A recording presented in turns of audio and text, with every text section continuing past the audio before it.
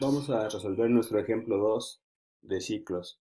En este nos dice que creemos un programa que reciba calificaciones y vamos a preguntar después de recibir cada calificación si ya ha terminado el usuario de, de introducir calificaciones.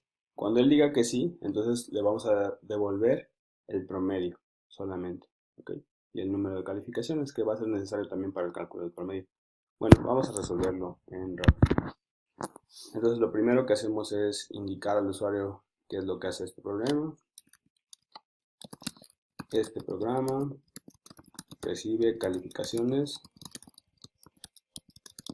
hasta que quieras y te devuelve el número de calificaciones y el promedio. Bien, vamos entonces ahora sí a pedir las calificaciones y demás. Entonces aquí aparece en esta presentación un tip que nos dice que primero hay que armar el ciclo, eso es importante. Primero hay que armar el ciclo y después armamos lo que está alrededor de él, ¿no? Entonces vamos a armar el ciclo, sacamos un loop. Recordemos que este ciclo es un ciclo until, es decir, cuando la condición no se cumpla se ejecutan las repeticiones y cuando sí se cumpla se sale. Entonces, ¿cuál era la condición que decíamos de paro? Que el usuario indique, ¿no?, que ya se quiere salir. Entonces vamos a poner aquí justo antes de verificar la condición, vamos a poner una pregunta. Vamos a poner ya has terminado de dar calificaciones y que el usuario indique sí o no. Bien, entonces vamos a poner vamos a nombrar la variable fin. Vamos a llamarle este ciclo 2. Y enseguida tendremos que verificar si nuestra variable fin es igual con sí o con no, ¿no?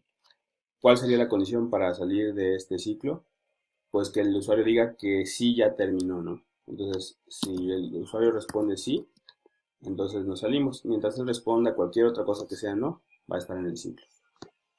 Bien, entonces ya armamos el ciclo. Ahora nos falta la parte de recibir las calificaciones y calcular el promedio. Es importante esto.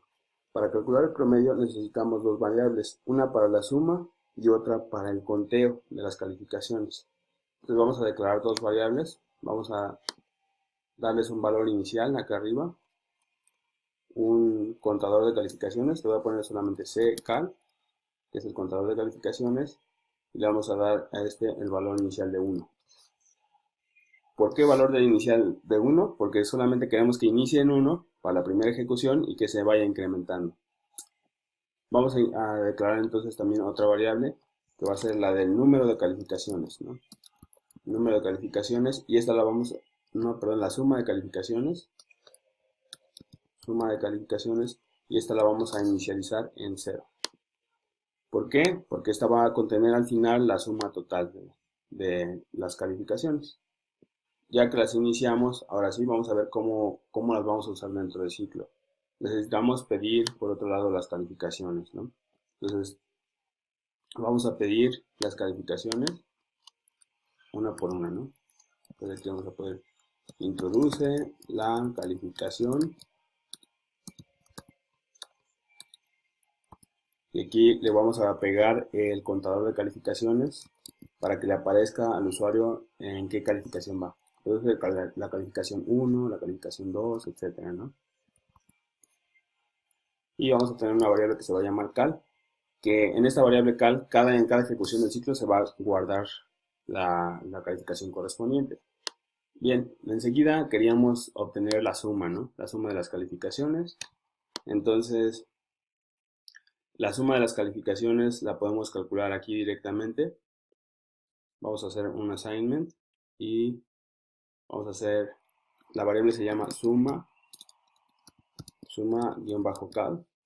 La vamos a actualizar con suma-cal más la calificación actual, ¿no? Entonces va a ser el valor anterior de la suma, que el inicial va a ser 0, más la calificación actual y así sucesivamente para que los nuevos valores de la calificación contengan la suma de todas las calificaciones. Por último, nos falta incrementar el valor del contador de calificaciones, ¿no?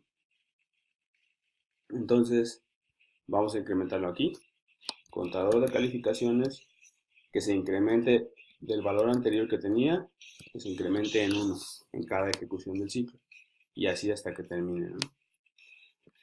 Por cómo estamos acomodando esto, al final el contador de calificaciones va a tener tal cual el número de calificaciones y no como en algunos casos, si lo pusiéramos arriba, se quedaría, si son 5 calificaciones, se quedaría en 6, así, etcétera, ¿no? Se quedaría siempre en uno más. Por ponerlo acá, se va a quedar en el número. Si eran 5 calificaciones, se va a quedar en 5. Ya no se va a incrementar en la última vez porque va a salir aquí antes del incremento. Entonces, en este caso, el promedio va a ser directamente la suma de calificaciones dividida por el contador de calificaciones. Entonces, vamos a indicar simplemente aquí, nos decía el problema que indicáramos la suma y el promedio. Entonces, podemos indicarlo en una misma salida. Aquí indicamos la suma de... A ver, vamos a leer porque no lo recuerdo. Decía que indicásemos el número de calificaciones, perdón, no la suma, el número de calificaciones y el promedio. Entonces, el número de calificaciones es, y aquí le pegamos la variable contador de calificaciones, ¿no? Enseguida le pegamos el otro texto y el promedio es, y escribimos aquí la variable del promedio, ¿no? Que no la hemos calculado, así que lo vamos a calcular aquí directamente, que sería la suma de las calificaciones dividida por el contador de calificaciones, ¿no? Que es el número de calificaciones. Y ya, con eso hemos terminado este ejemplito. Y aquí podemos observar el ensamble completo, ¿no? Vamos a hacerlo un poco más pequeño. Entonces, en retrospectiva, acá está el inicio, acá está el final.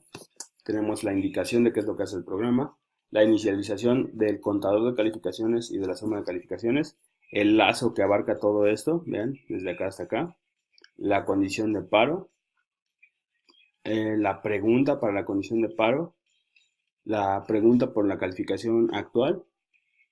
Tenemos aquí la actualización de la suma de calificaciones y la actualización o incremento del contador de calificaciones. Y finalmente el resultado final. Y con eso es todo para este problemita.